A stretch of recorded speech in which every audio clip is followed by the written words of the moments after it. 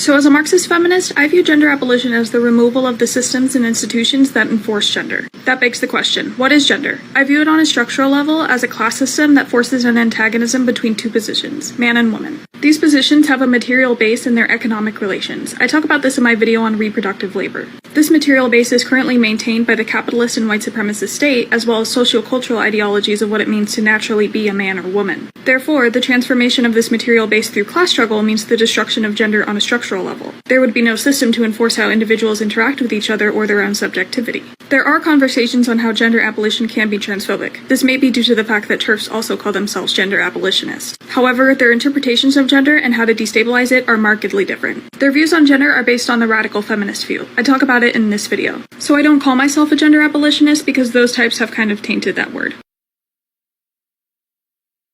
What the f*** are you talking about? So that young lady we just heard from in the first clip must have very proud parents.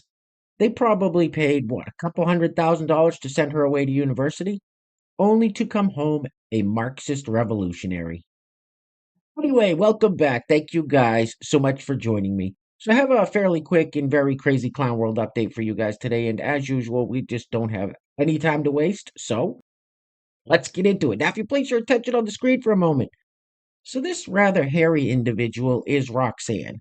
Now, Roxanne is a biological man that identifies as a trans woman and calls himself a transbian or trans lesbian. Now, I'm sure most of you know how the rest of the story goes, but for those that are new here, let me fill you in real quick. So Roxanne will not date other transbians. Roxanne will only date cis lesbians and only use ladies' restrooms. Huh?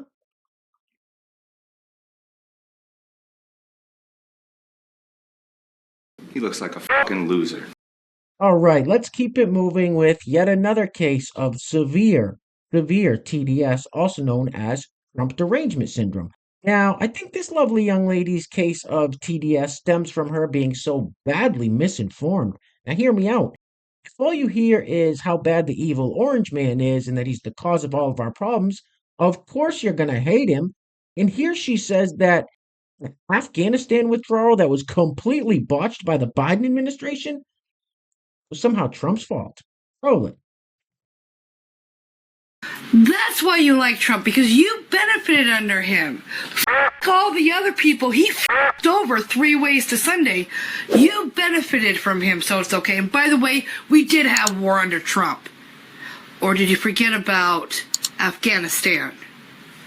Did you forget about him releasing and leaving the bases to the Afghanistani people with the arms, and then Biden got blamed for killing of the troops? Remember that? We had war with Trump, dumbass. Are you f***ing retarded? The hell's the matter with you? Now, I hate to be the bearer of bad news for that young lady we just heard from, but the reason Joe Biden got blamed for the loss of life amongst our troops and the whole Afghanistan withdrawal debacle in general is because he was the fucking president when it happened. The commander-in-chief. Anyway, next up, so this fellow who is a biological man that identifies as a trans woman says that if you don't respect the trans homies, your pronouns will be was, were. Huh. Sounds like a threat. Roll it. Hi there. You can either respect my trans homies, or I can identify as a fucking problem. And if I catch your bitch ass being disrespectful, your pronouns are going to be was, were. Thank you for coming, and have a nice day. You think you tough? Think you tough, huh? You're not that guy, pal. Trust me. You're not that guy. Well, you heard it. Respect the trans homies, which means this fella here, or your pronouns could be was, were. Roll it. 2 requests. One to show my makeup up close, so there we go. Really nice, right? The other request is to show you what the belt's made of, right, guys? So you want to see what the belt's made of, right? I'll show you guys, all right? Okay. This is what the belt's made of, darling. Isn't this cute? Look at this. Some really nice, sweet girl gave this to me, and I'm very happy. She was so nice. She gave that to me for free, darling. No. Isn't that a cute belt, darling? I just improvised, darling. No. What the hell did you just say? 2 requests. One to show my makeup up close, so there we go. Really nice, right? No. No, man. Shit, no, man. Now, I'm sure you're all familiar with this saying, which I've actually mentioned here on the channel a few times in the past. Hard times create strong men. Strong men create good times. Good times create weak men, and weak men create hard times. Well, this young fella here is the epitome of good times creating weak men. Roll it. As a kid, I had 2 moms, but I didn't know it. My moms told me they were best friends. When I turned 13 and I figured out that I might be gay, I imagined a life where I would live on the side of town and no one would talk to me because I'd be the only gay person in my whole town. And I didn't know that right upstairs there were 2 more because the world taught my moms and me that it was bad to be gay. That's what the Supreme Court just did. The first time in U.S. history, businesses can now legally and constitutionally refuse service to someone just because they're gay. You act like a little bitch right now. So this next clip is very interesting. Some may try to pass it off as parody, but it's actually not. So this individual here wearing the dress is a biological man that identifies as a trans woman, and his partner, who we will see in just 1 second, is a biological woman that identifies as a trans man. I think I got that right. Anyway, they do this little skit called the Trans Agenda. Check it out. Roll it. Do you hate your body? Do you feel bogged down by lousy gender roles? Are you tired of living in a cisgender world? Well, do we got news for you? Introducing the Trans Agenda. Let's face it, biological sex is a joke. Identifying with the gender you were assigned at birth is tired. Don't be boring. Transition! Before discovering the Trans Agenda, I hated my boobs. I hate my boobs. Before I found the trans agenda, I hated my lack of boobs. I hate my lack of boobs. That's until we did the good old-fashioned switcheroo. And now, we're cool! some may say that the trans agenda is about the freedom of self-actualization or bodily autonomy or equal rights for all. This is about total world domination! We want to tear society apart. Biological sex, Social decorum, overcomplicating our existence and embarrassing our families just for attention. Pronouns are my Bible. This is a trend that's here to stay. If we can't be cis, Then no one can. so join the trans agenda. Transition now. Or we'll find you. You guys look like... What do they look like, Jimmy? Dorks. They look like a couple of dorks.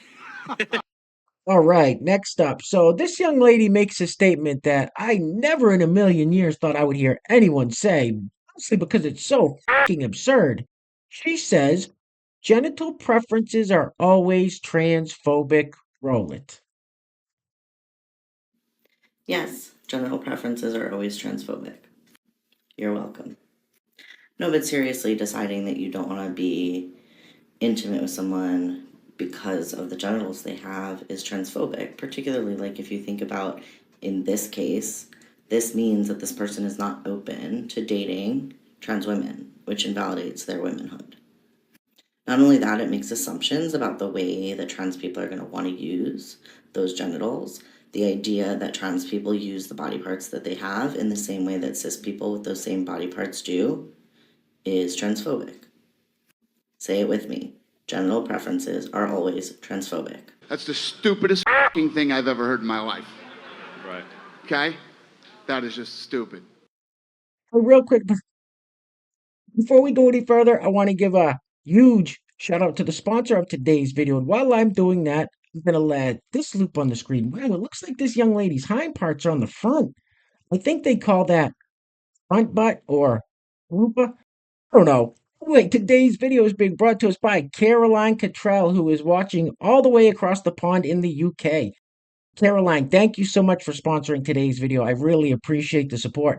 So once again, today's video sponsor all the way from the UK is Caroline Cottrell. Now, if you'd like to sponsor the next video and help support the channel, there is a PayPal link in the description box below, and I will say your full name as a sponsor of said video unless stated otherwise by you. Alright, this can't be healthy in any way, shape, or form. Get this off the screen, please. Ugh.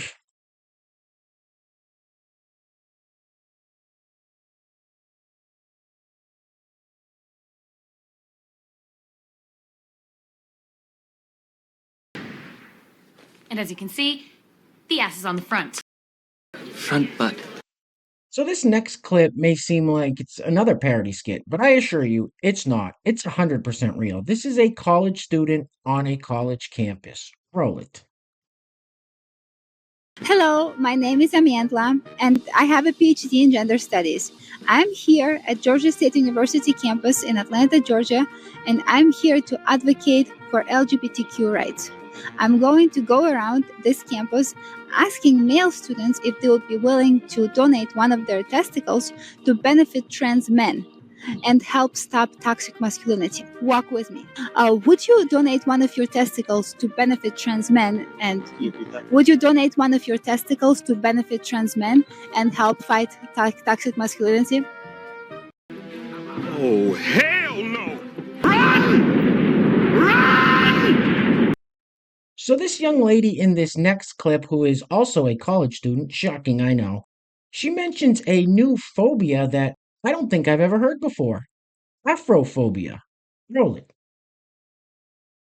It is 4 a.m. in the morning in New York City, and I just got out of my bed like a woman possessed off of some anti-blackness and xenophobia. Let's talk about it. Specifically, Afro-phobia. Let's talk about it. So almost everybody has their own room in the dorm that I'm living in, and everyone's room has their name on it. Like the door of their room has their name on it. So obviously, like my door had my name on it, and I hear these kids laughing, and they were like, "Is it Chinese?" And they were like, "No, I think it's Chinese." And they were just like laughing. Mind you, my name is Chineze, spelled Chineze. So it is one letter off from the word Chinese. So I understand, but if you don't know, you can ask. So I come out of the room like a woman possessed. And mind you, the RA is also across from me. So because the RA was right there, like her room was right there, and I came out of the room, they got real quiet real quick. And like they were kind of walking like towards the elevator, and I was walking behind them, and they looked back at me, trying to like figure out whether they knew if I had heard them or not. And I was like, I did, but I didn't say anything. I was just like, oh my God, are you guys going to a party? They were like, oh no, we just came from home. And I was like, what are y'all's names? And then they say their names, and I make sure to say my name too. I'm like, my name is Chineze. I say it slow, and they're like, oh, nice to meet you. You fake. Y'all not the first. At least the people that made jokes like that in my high school, at least they had the balls to say it to my face. You said it while you thought I was asleep in my room, and when I came out, you were shaking in your boots. Shaking in your boots like Cyrus when Bling was eating him up during the rap contest and Let It Shine. Like, you're scary. You're corny. You're a loser. Why are you trying to act like you're better than me because I decided to go by my Nigerian name, but you decided to go by Sally, Emily, whatever. Like, what? You're not better than me. You're not better than me. What the hell is wrong with you people? What do you mean, you people? Anyway, next up, here we have Congresswoman Ayanna Pressley. Yes, this is a United States Congresswoman. I believe she's out of Massachusetts, but I'm not 100% sure. Anyway, listen to what she says during this hearing. Roll it. I am so tired of white men failing up. This lack of accountability is a shameful, inadequate, and deeply unsatisfactory, and it is re-traumatizing. Chair Gruenberg. What did you say? What the f did you just say? I am so tired of white men failing up. That's just self-centered and racist. You need to shut the f up. Hey, where are the white women at?